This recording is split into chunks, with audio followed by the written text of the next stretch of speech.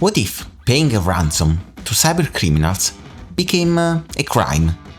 Not just a shady shortcut to retrieve stolen data, but a punishable offense.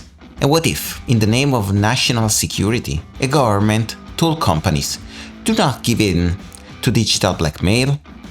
It's not a thought experiment. It's happening in Italy. A new bill could revolutionize the way we deal with ransomware attacks, turning victims into criminals. Welcome to Diritto al Digitale, the podcast where we explore the intersection of law and innovation. I'm Giulio Coraggio, a technology and data lawyer at the global law firm DLA Piper. Each week, I take you through legal challenges, opportunities, and shifts that technology brings to our world and our work. Today we are diving into a legislative proposal in Italy that aims to reshape how we respond to ransomware attacks. Could it be the game changer we need or a well-intentioned overreach? But first, let's break it down. A ransomware cyber attack is a form of cyber extortion. Hackers infiltrate an organization's IT systems, steal their data, including personal data, then encrypt them and lock users out. Then they demand the payment of a ransom, often in cryptocurrency, to unlock the files and restore access, and to avoid that the data are published on the so-called dark web. It's like a digital hostage situation. And in many cases, the only way to resume operations is to pay the ransom, which is exactly what this proposed law seeks to prevent. Italy is the third most targeted country in the European Union for ransomware attacks, trailing only Germany and France, and the sixth globally. That's according to the Italian National Cybersecurity Agency. And no one is safe, from vulnerable small businesses to multinational corporations. These attacks can mean halted operations, leaked personal data, millions in damages, and even layoffs. The ransomware business model thrives on fear, urgency, and a lack of options, until now. An Italian MP, with the backing of the Italian National Cybersecurity Agency, has introduced a bold bill packed with never-before-seen measures.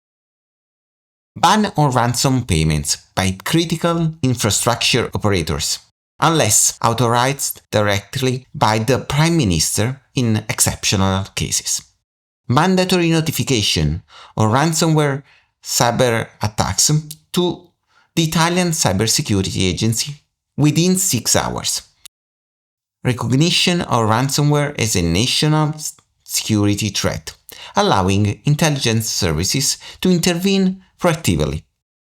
Cross-border undercover operations by Italian law enforcement targeting cybercrime networks. Operational support for victims, like small and medium enterprises and local public administrations.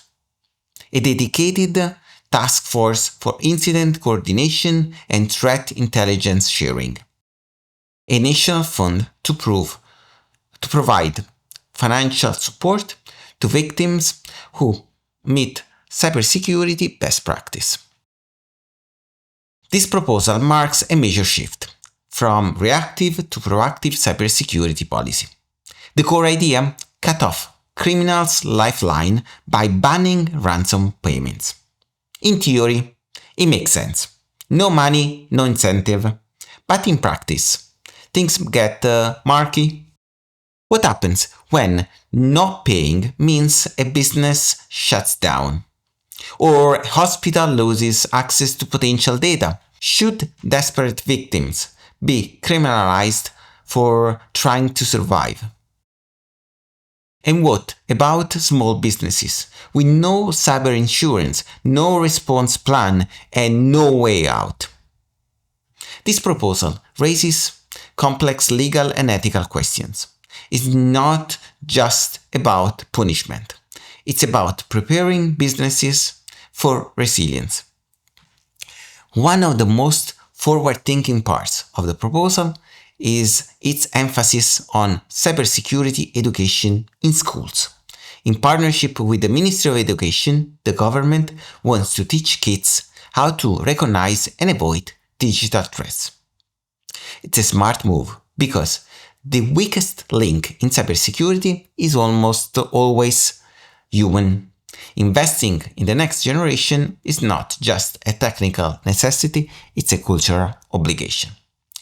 With this proposal, Italy is positioning itself at the forefront of the European cybercrime response. In a world where ransomware isn't just about money, but also about espionage, sabotage, and geopolitical influence. In this context, Italy seems ready to lead, but strong legislation isn't enough. We need a coordinated strategy, robust funding, and above all, public awareness. So what do you think? Is banning ransom payments a brave move or a risky bet? How do we balance business continuity with the need to shut down the ransomware economy? And how can we protect the most vulnerable players? Those small organizations who often do not even know where to start. I'd love to hear your thoughts. Write me at giulio.coraggio@dlapiper.com. I always appreciate your comments and suggestions, and I often bring them into upcoming episodes. And if you found this episode insightful, subscribe to the podcast Diritto al Digitale on Spotify or Apple Podcast.